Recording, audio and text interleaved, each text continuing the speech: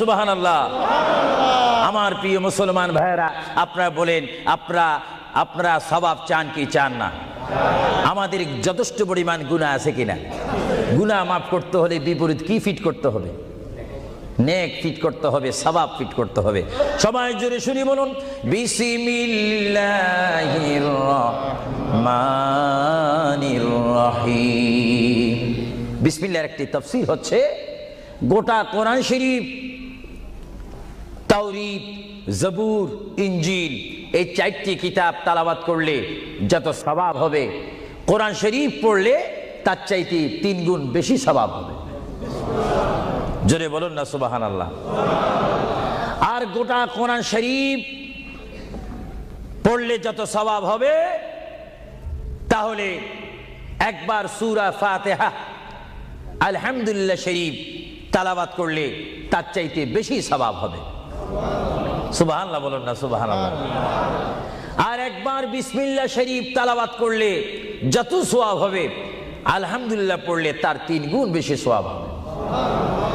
আর বিসমিল্লাহ শরীফ পুরা উচ্চারণ না করে যদি একবার কোন মুসলমান ইমানদার যদি বলে বিসমিল্লাহর বা শব্দ মুখে যদি উচ্চারণ করে, গোটা বিসমিল্লাহ পড়লে যত সওয়াব হবে, একবার বা শরীফ উচ্চারণ করলে তত সওয়াব হবে। চিৎকার দিয়ে বলুন সুবহানাল্লাহ। আল্লাহ রাব্বুল আলামিন আপনারা আগেই বলেছেন, এই পৃথিবীতে আসার ইচ্ছা করেছেন আল্লাহ, আমাদেরকে ইচ্ছা করে তিনি পাঠিয়েছেন এবং তিনি আমাদেরকে আবার বিশাল পৃথিবীর থেকে নিয়ে যাবেন। এই জন্য আল্লাহ রাব্বুল আলামিন কোরআন শরীফের মধ্যে বলেন, ওয়ামা খালাকুতুল জিন্না ওয়াল ইনসা ইল্লা লিয়াবুদুন। সুবহানাল্লাহ বলেন। আমার আল্লাহ বলেন, আমি আমার পৃথিবীর বুকে সৃষ্টি করেছি জিন জাতিকে, আমি সৃষ্টি করেছি এবং ইনসান জাতিকে। এই দোনো জাতিকে একমাত্র আমি সৃষ্টি করেছি, তৈরি করেছি সুন্দর করে আমার জমিনের মধ্যে আমার বান্দারা আমার ইবাদত করবে। জোরে বলেন সুবহানাল্লাহ। ভাইরা আমার, কোন সন্তান যদি তার পিতার কথা মানে, পিতা কি বেজার হয় না খুশি হয়? কোন সন্তান যদি তার মায়ের কথা মানে, তখন কি মা বেজার হয় না খুশি হয়? আর আল্লাহর বান্দা যদি আল্লাহর কথা শুনে, আল্লাহর বান্দা যদি আল্লাহর কথা মতো তার জীবনকে বাস্তবায়ন করে, আল্লাহর বান্দা যদি আল্লাহর হুকুম মোতাবেক তার জীবনকে যদি পরিচালনা করে, আমার আল্লাহ বলে, বান্দারে জীবনে তুই আমাকে দেখলি না, আমাকে তুমি দেখলে না। হ্যাঁ বান্দা, আমাকে না দেখি আমার প্রিয় বন্ধু মুহাম্মদুর রাসূলুল্লাহ সাল্লাল্লাহু আলাইহি ওয়াসাল্লামের মাধ্যমে আমার পরিচয় পেয়ে আমি মহান আল্লাহকে যখন তুমি স্বীকার করেছো, আমি তোমার জন্য আটকানা। ভাইরা আমার, এই পৃথিবী আখিরাতের সমতুল্য 1 সেকেন্ড নয়। এই পৃথিবী ক্ষুদ্র একটি সময়। আল্লাহর প্রিয় নবী এজন্য পৃথিবীকে তিনি বলেছেন, আদ-দুনিয়া মাজরাতুল আখিরাহ, আদ-দুনিয়া মাজরাতুল আখিরাহ। আল্লাহর প্রিয় নবী মুহাম্মদুর রাসূলুল্লাহ সাল্লাল্লাহু আলাইহি ওয়াসাল্লাম বারবার ঘোষণা দিয়েছেন, হে আমার সাহাবীরা, আমি তোমাদেরকে জানাই দিলাম, তোমরা তোমাদেরকে দাওয়াত পৌঁছাই দিলাম, এই দুনিয়া এমন একটি দুনিয়া, যে দুনিয়া হচ্ছে আখিরাতের সঞ্চয় করার একটি স্থান। জোরে বলেন সুবহানাল্লাহ। এই দুনিয়াতে যে যাই করবে তার ফলাফল সে হাসরের ময়দানে হাতে নেবে। আর হাসরের ময়দান এমন একটা কঠিন ময়দান হবে, যে ময়দানে যদি আল্লাহর বান্দাগণ ডাইন হাতে আমলনামা পায়, সে অবশ্যই মনে করতে হবে আমার জন্য জান্নাতের দরজা অপেক্ষা করতেছে। চিৎকার দিয়ে বলেন সুবহানাল্লাহ। আর যে বাম হাতে পায় আমলনামা, যদি কেউ বাম হাতে পেয়ে যায়, কোন নারী হোক, কোন পুরুষ হোক, রাষ্ট্রপতি হোক, প্রেসিডেন্ট হোক, মন্ত্রী হোক, ওসি হোক, ডিসি হোক, আল্লামা হোক, আল্লামাতুল ফাহামা হোক, ইসলামী চিন্তাবিদ হোক, অনিসলামিক চিন্তাবিদ হোক, যদি বাম হাতে আমলনামা পায়, আল্লাহ রাসূল বলেন, উম্মত যদি তোমার বাম হাতে আমলনামা চলে যায়, অবশ্যই তুমি জাহান্নামী। আর যদি ডান হাতে তোমার আমলনামা পেয়ে যাও, তুমি অবশ্যই মনে করবে তুমি জান্নাতি। জোরে বলেন সুবহানাল্লাহ। আমি হাউসকে আমি প্রশ্ন করতে চাই, শ্রোতা ভাইদেরকে প্রশ্ন করতে চাই, আপনারা বলুন, আপনারা কি বাম হাতে আমলনামা চান না ডান হাতে? একটু ডান হাতটা কি আপনারা তুলবেন না? সবাই একটু হাত তুলে বলুন, ডান হাতে আমলনামা চাই কি চাই না? ডান হাতে আমাদেরকে আমলনামা দেওয়ার মালিককে? আরো জোরে বলুন, মালিককে। আর এই ডান হাতে আমলনামা যদি নিতে চাই, জান্নাতের সার্টিফিকেট যদি নিতে চাই, তাহলে এই ডান হাতে আমলনামা পেতে হলে এই জমিনে আল্লাহর হুকুম মানতে হবে। চিৎকার দিয়ে বলুন সুবহানাল্লাহ।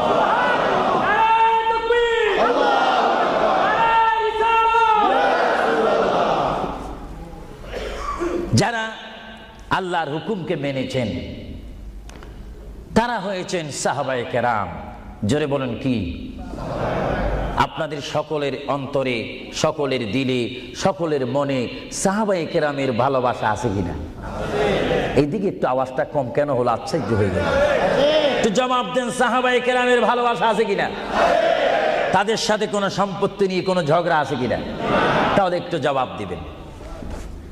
রাসূলুল্লাহ বলেন, উম্মত তোমরা যদি নিজের জীবনকে জিরো থেকে যদি হিরো করতে চাও, ডাউন থেকে যদি উচ্চ মুকাম সৃষ্টি করতে চাও, মা আনা আলাইহি ওয়া আসহাবি, আমাকে তোমরা অনুসরণ করবে অথবা আমার সাহাবায়ে কেরামকে অনুসরণ করবে।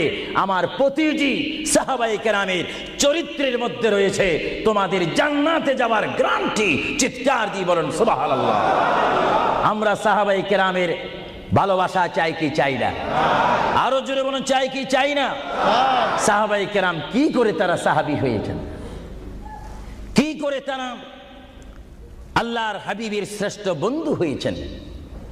এটা আমাদের জানার বিষয় রয়েছে।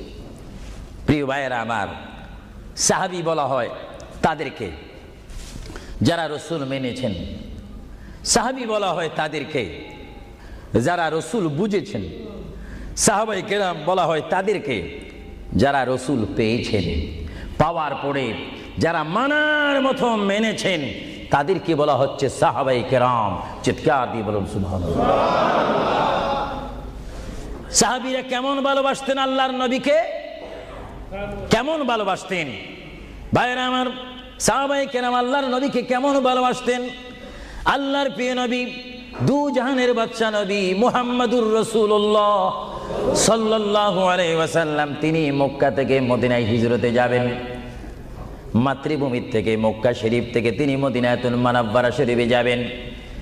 যাওয়ার কয়েক মাস পূর্বে আল্লাহর প্রিয় নবী, দু জাহানের বাদশা নবী মুহাম্মাদুর রাসূলুল্লাহ সাল্লাল্লাহু আলাইহি ওয়াসাল্লাম, সাহাবীদের মধ্যে শ্রেষ্ঠ সাহাবী, কিয়ামত পর্যন্ত আমার রসুলের যুগ থেকে কিয়ামত পর্যন্ত কোটি কোটি কোটি কোটি ইমানদার মুসলমান মুত্তাকিন ফরেজগার ওলি গৌস কুতুব ফকির দরবেশ সকলের ঈমানকে যদি এক পাল্লার মধ্যে রাখা হয়, সাইয়্যিদনা আবু বকর সিদ্দিক রাদিয়াল্লাহু তাআলা আনহুর একটি রাত্রির সমতুল্য হবে না। জোরে বলেন সুবহানাল্লাহ।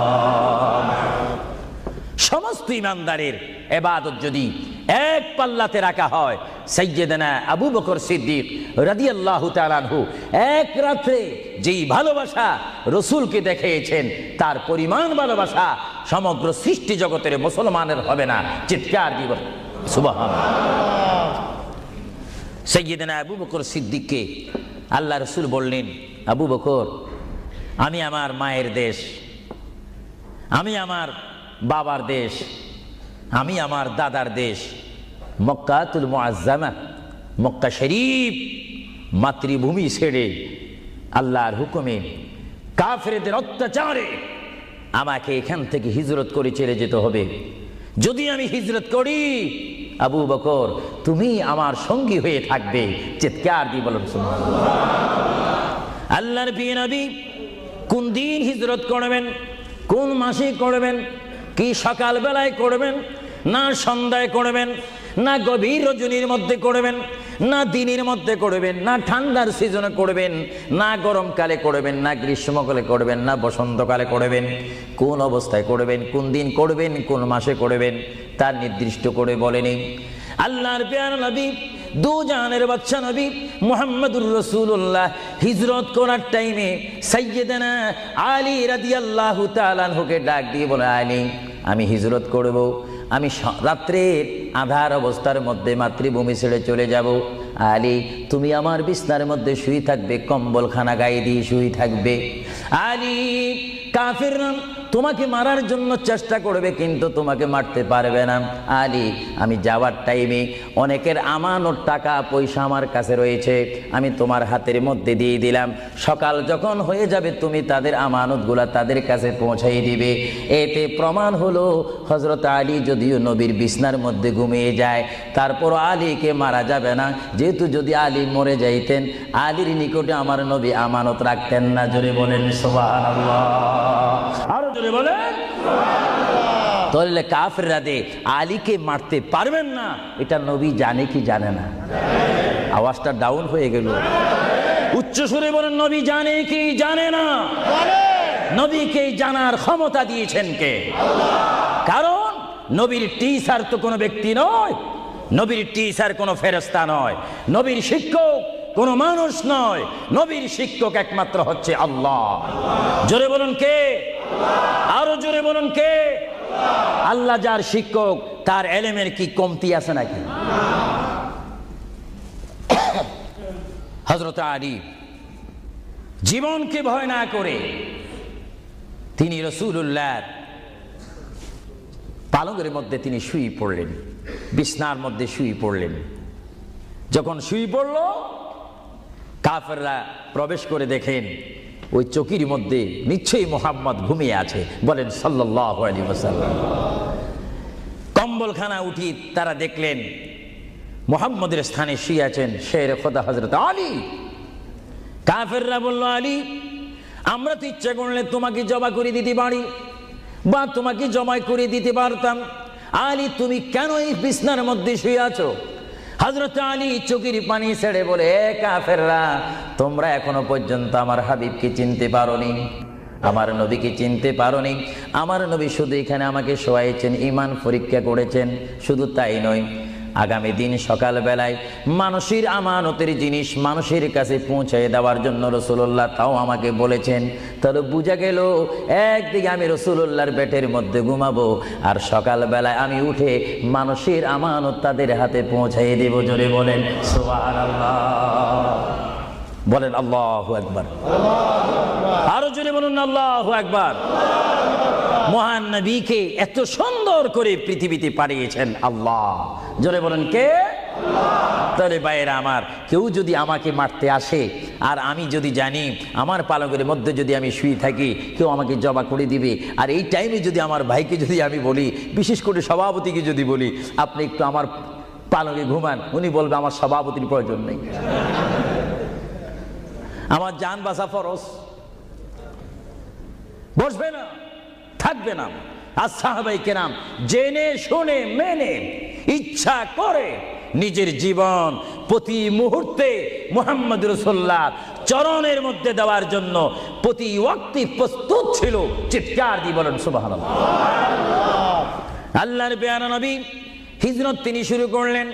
আল্লাহর পেয়ারা নবী মায়ের দেশ মক্কা শরীফ থেকে আল্লাহর নবী চলে যাচ্ছেন। চলে যাওয়ার টাইমে সাইয়্যিদানা আবু বকর সিদ্দিকের ঘরের মধ্যে গেলেন। সাইয়্যিদানা আবু বকর সিদ্দিক রাদিয়াল্লাহু তাআলা আনহুর ঘরের দরজার মধ্যে আল্লাহর প্রিয় নবী গিয়ে ডাক দিলেন, ইয়া আবু বকর, ইয়া আবু বকর, ইয়া আবু বকর করে যখন ডাক দিলেন সাইয়্যিদানা আবু বকর সিদ্দিক রাদিয়াল্লাহু তাআলা আনহু একটা সেকেন্ড দেরি না করে সঙ্গে সঙ্গে বললেন, ইয়া রাসূলুল্লাহ, ইয়া রাসূলুল্লাহ। আল্লাহর প্যারা নবী চক্ষু মুবারকের পানি মুবারক ছেড়ে দিলেন, আবু বকর তুমি রাত্রে এমন সময় আমি এসেছি, নিশি রজনীর মধ্যে এসেছি, যেই টাইমে মানুষ একটু ঘুমায়, ওই ঘুমের টাইমে তোমার ঘরের দরজার মধ্যে এসে তোমাকে ডাক দিলাম। বেড থেকে ঘুম থেকে উঠতে তো তোমার 2-3 মিনিটের প্রয়োজন, কিন্তু আমি নবী তোমাকে ডাক দেওয়ার সঙ্গে সঙ্গে তুমি কি করি ইয়া রাসূলুল্লাহ বলতে পেরেছো? হযরত আবু বকর চোখের পানি ছেড়ে বলে, হুজুর আপনি আপনার সঙ্গে আমাকে হিজরতের কথা বলেছেন, কোন দিন হিজরত করতে হবে তা আপনি নির্দিষ্ট বলেন নেই। হুজুর আজকে কয়েক মাস অতীত হয়ে গেল আমার জীবনের মধ্যে আরামের ঘুমকে হারাম করে দিয়ে রাত যখন হয়ে যায় আমার পিঠটা দরজার সাথে লাগিয়ে আমার কানটা দরজার সাথে লাগিয়ে রাখতাম, আল্লাহর নবী কখন আমাকে ডাক দেয়, জোরে বলেন সুবহানাল্লাহ। আরো জোরে বলেন সুবহানাল্লাহ। এটার নাম হচ্ছে মুহাব্বত। যারা রাসূলুল্লাহর মুহাব্বত করে তারা অবশ্যই আল্লাহর মুহাব্বত আদায় হয়ে যায়। সুবহানাল্লাহ। আপনারা বলেন রাসূলুল্লাহ কার রাসূল? আরো জোরে বলুন না, কার রাসূল? ওনাকে রাসূল করে পাঠিয়েছেন কে? ওনাকে হেফাজত করার দায়িত্ব কার? ওনার জবানের হেফাজত করার দায়িত্ব কার? ওনাকে ভালোবাসার দায়িত্ব কার? আমরা যদি রাসূলকে ভালোবাসি আল্লাহ কি খুশি হবে না বেজার হবে? এজন্য ভাইয়েরা আমার, সাইয়্যিদনা আবু বকর সিদ্দিক রাদিয়াল্লাহু তাআলা আনহু তিনি নবীকে এমনই ভালোবাসতেন, যারা রাসূলকে পৃথিবীর বুকে এমনি ভাবে ভালোবাসতে পেরেছেন তারাই হয়েছেন আখিরাতের জান্নাত পাওয়ার গ্যারান্টি সার্টিফিকেট তারা পৃথিবীর থেকে লাভ করেছেন। চিৎকার দিয়ে বলেন সুবহানাল্লাহ। দরুদ শরীফ পড়েন, আল্লাহুম্মা সাল্লি আলা মাওলানা মুহাম্মদ ওয়া আলা আলি সাইয়্যিদিনা। দুরূদ শরীফ যখন পড়বেন তখন এমন ভাবে দুরূদ শরীফ পড়বেন, মনে রাখবেন মনের দৃষ্টিকোণ থেকে যে রাসূল আমার দুরূদ শরীফ নিজ কান মোবারক দ্বারা শুনতে পারতেছেন। আরো জোরে বলেন না সুবহানাল্লাহ। তিনটি কথা মনে রাখবেন সব সময়। এক নম্বরে রাসূলুল্লাহর দরবারে মালায়েকা সমস্ত রহমতের ফেরেশতারা রাসূলুল্লাহর দরবারে উম্মতের সালাম পৌঁছিয়ে দেয়। জোরে বলেন না সুবহানাল্লাহ। দুই নম্বরে রাসূলুল্লাহ যারা দুরূদ শরীফ পড়ে তাদের আওয়াজ নিজ কান মোবারক দ্বারা শুনে। তিন নম্বরে আমার নবী বলেন, আমি আমার উম্মতের যারা আশিক ক্লাস নাম্বার 1 যারা বেশি প্রেমিক তাদের দুরূদ শরীফের আওয়াজ আমি তাদের সামনে থেকে শুনি। জোরে বলেন সুবহানাল্লাহ। কয়টি কথা? আরো জোরে বলেন কয়টা? কেউ শুধু আমল করে একটা, ফেরেশতারা পৌঁছায় দেয়। ভালো কথা, আপনাদেরকে ধন্যবাদ। ফেরেশতারা পৌঁছে দেয় রাসূলের দরবারে দুরূদ শরীফ, এটা সহিহ। কিন্তু রাসূল বলেন আমি দুরূদ শরীফ নিজ কান মোবারকে শুনি, তাও সহিহ। রাসূল বলেন আমি উপস্থিত হয়ে আমার উম্মতের দুরূদ শরীফ শুনি, তাও সহিহ। বুখারী ও মুসলিম শরীফ, ইবনে মাজাহ শরীফ আপনারা খুলে দেখুন, রাসূলুল্লাহকে আল্লাহ পজিশন দান করেছেন। চিৎকার দিয়ে বলুন সুবহানাল্লাহ। রাসূল যদি মদিনার থেকে আমাদের দুরূদ শরীফ আওয়াজ শোনেন এবং আবার যদি এখানেও এসে তিনি শোনেন, এই ক্ষমতা যদি রাসূলুল্লাহকে আল্লাহ দিয়ে থাকেন, আপনাদের কোনো আপত্তি আছে? আওয়াজ বুঝা যায় কিছু কিছু আপত্তি আছে। একটু আমার মুসলমান ভাইরা বলেন আপত্তি আছে? আরো জোরে বলেন কোনো অভিযোগ আছে? রাসূলুল্লাহকে ক্ষমতা দিয়েছেন কে? আরো জোরে বলেন কে? না আমরা কমিটি সিদ্ধান্ত করে ক্ষমতা প্রদান করলাম? যদি কাউকে ক্ষমতা প্রদান করতে হয় সেখানে অভিযোগ সৃষ্টি হয়, গন্ডগোল সৃষ্টি হয়। রাসূলুল্লাহকে ক্ষমতা দেওয়ার মালিক আমরা নয়। রাসূলুল্লাহকে ক্ষমতা দিয়ে পরিপূর্ণ ক্ষমতাবান করে আল্লাহ রাব্বুল আলামিন এই গোটা জমিনকে উজালা করার জন্য আল্লাহর পক্ষ থেকে তাকে পাঠানো হয়েছে। চিৎকার দিয়ে বলুন সুবহানাল্লাহ। সাইয়্যিদনা আবু বকর সিদ্দিক রাসূলুল্লাহকে ভালোবেসেছেন। আপনারা জানেন মুহাম্মদ রাসূলুল্লাহকে ভালোবাসলে উম্মতের কি অবস্থা হয়। আপনারা যারা মক্কা শরীফ গিয়েছেন, হজ করেছেন, সেখান থেকে আপনারা গিয়েছেন বিশ্বের শ্রেষ্ঠতম দামিময় শহর, বিশ্বের শ্রেষ্ঠতম উজ্জ্বল শহর, যেই শহরে পা রাখা মাত্র 50,000 সওয়াব আল্লাহ রাব্বুল আলামিন উম্মতের আমলনামায় প্রদান করে দেন। সেই শহরটির নাম হচ্ছে, সবাই উচ্চ কণ্ঠে আমার মা বোনেরা ছোট্ট ছোট্ট আওয়াজ দিয়ে আমার শ্রোতা ভাইয়েরা উচ্চ কণ্ঠে বলুন সোনার মদিনা। আরো জোরে বলুন কি মদিনা? সেই সোনার মদিনার পথে আপনারা যেতে চান কি চান না? সেই মদিনা শরীফ গেলে গুনাহ হয় না গুনাহ মাফ হয়? গুনাহ মাফ হওয়ার সেই অবস্থা সৃষ্টি করে দিয়েছেন কে?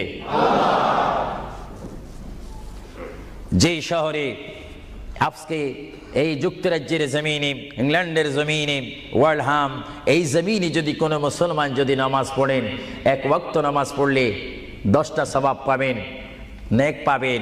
কিন্তু মদিনাতুল মুনাওয়ারা শরীফে রাসূলুল্লাহর নাম সংযুক্ত মসজিদে গিয়ে একটা সিজদা দেন, 50,000 সিজদার সওয়াব হয়ে যাবে। একবার যদি আলহামদুলিল্লাহ বলতে পারেন, 50,000 আলহামদুলিল্লাহ বলার নেক পাবেন।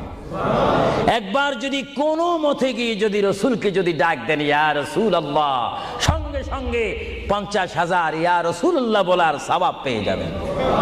আরো জোরে বলেন না সুবহানাল্লাহ।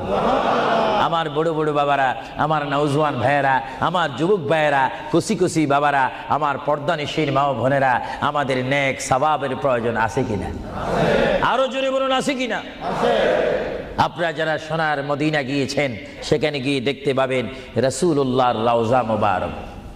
কি মুবারক?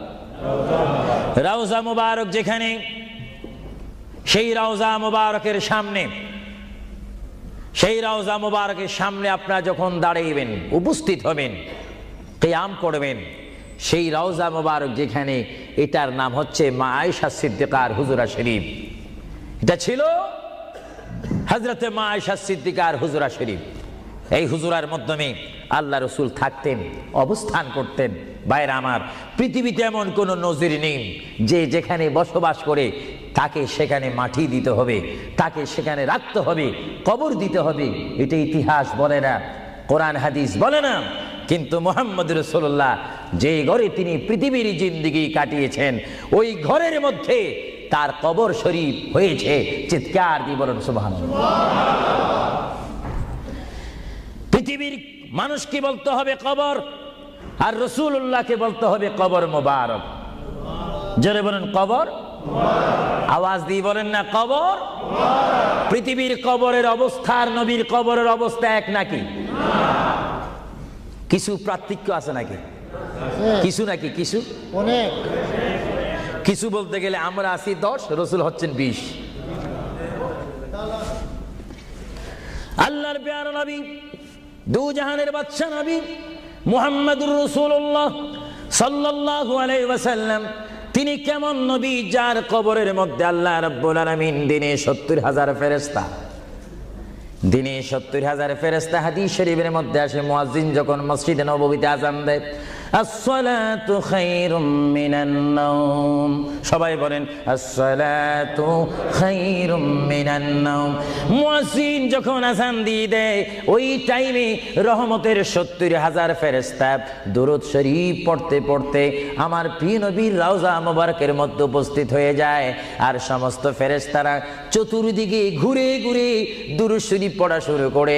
আবার যখন মাগরিবের আযান হয়, তখন ফেরেশতারা চলে যায়।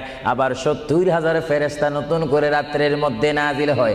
তাফসীরের মধ্যে আসে, দিনে 70,000, রাত্রে 70,000। আজকে দিনে যারা আগমন করলো ফেরেশতা, কিয়ামতের আগে তারা আর আসার সুযোগ পাবে না। আজকে যারা আসলো, কিয়ামত পর্যন্ত এক গ্রুপ অপর গ্রুপের সঙ্গে সাক্ষাৎ হবে না। এমনি ভাবে দিনে 70,000 রহমতের ফেরেশতা, রাত্রে 70,000 রহমতের ফেরেশতা আমার প্রিয় নবীর রওজা মুবারক জিয়ারত করার জন্য আমার আল্লাহ আসমান থেকে পাঠিয়ে দিচ্ছেন। জোরে বলেন সুবহানাল্লাহ, বলেন আল্লাহু আকবার, আরো জোরে বলেন আল্লাহু আকবার, আল্লাহু আকবার। তাহলে এই হাদিসে প্রমাণ হচ্ছে মুহাম্মদ রাসূলুল্লাহর রওজা মুবারকে দিনে যদি 70,000 রহমতের ফেরেশতারা আগমন করে, রাত্রে যদি 70,000 আগমন করে, 70 দুটোটা 70 যদি যোগ দেওয়া হয় কত হবে? আরো জোরে বলেন 1,40,000 ফেরেশতা দৈনিক দৈনিক বাধ্যতামূলক আমার রাসূলের রওজা মুবারক জিয়ারত করে দুরূদ শরীফ পড়ে পড়ে রাসূলুল্লাহর স্লোগান দিচ্ছে। চিৎকার দিয়ে বলেন সুবহানাল্লাহ, আরো জোরে বলেন না সুবহানাল্লাহ। আপনারা সেই সোনার মদিনার রাসূলের কদম মুবারকে যেতে চান কি চান না? আরো জোরে বলেন চান কি চান না? রাসূলের কদমে গেলে গুনাহ হয় না, গুনাহ মাফ হয়। এটা দুরূদ শরীফ পড়েন, বালাগাল উলা বিকামালিহি কাশাবাদ দুজা বিজামালিহি হাসানাত জামিউ খিসালিহি সাল্লু আলাইহি न कहता खुदा तुझको मुझे दुनिया भी दे दे, न चाहता खुदा तुझसे तख्ते की चिरा भी दे दे। बलगल उला बिकमालिही, जुड़े, कशबत हसनत जमीउ खिसानिही,